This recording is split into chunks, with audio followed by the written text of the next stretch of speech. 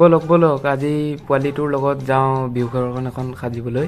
এতিয়া এই পোৱালিটোৰ লগত গৈ আছোঁ আমি বিহু ঘৰ এখন সাজিবলৈ। এইখিতে তাক হেনো বিহু ঘৰ এখন সজাই দিব লাগে।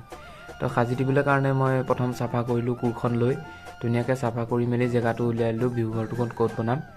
তো চাফা কৰি মেলি হৈ পেলাই এতিয়া আৰম্ভ কৰিলোঁ বাঁহ কাটিবলৈ।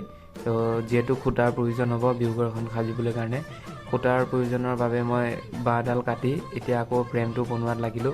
ফ্ৰেমটো বনাই উঠি আকৌ নৰাৰ যিহেতু প্ৰয়োজন হ'ব বেৰৰ বাবে, তো নৰা কাটিবলৈ কাৰণে এতিয়া যাম ফ্ৰেমটো বনাই লৈ। এতিয়া সম্পূৰ্ণ হ'ল ফ্ৰেমটো বনোৱা আমাৰ, এয়া চাওক কমপ্লিট। তো এতিয়া পথাৰৰ পৰা নৰা কাটি আনি এয়া বেৰৰ প্ৰস্তুত কৰি আছোঁ। বেৰৰ প্ৰস্তুত কৰি থাকোঁতে হঠাৎ আহি পাহিল এয়া ভোগালী বিহুৰ আলহী। ভোগালী বিহুৰ আলহী যিহেতু আহিবই এতিয়া, আৰু সেইবাবে ধুমাধুম আমি আকৌ বিহু ঘৰৰ কামত লাগিলোঁ। যিহেতু আলহী আহিছে, ভাল কৰি এখন বিহু ঘৰ সাজিব লাগিব, সেইবাবে আমি ধুমাধুমে পোৱালিটো আৰু মই আমি ধুনীয়াকৈ বিহু ঘৰখন চাৰিওফালে পৰা বেৰা প্ৰস্তুত কৰি ওলালোঁ। এতিয়া চালিখনৰ বাবে ভাবিব লাগিব, যিহেতু নৰাৰ পৰিমাণ খুবেই কম, পথাৰখনো আমাৰ ঘৰৰ পৰা বহুত দূৰ।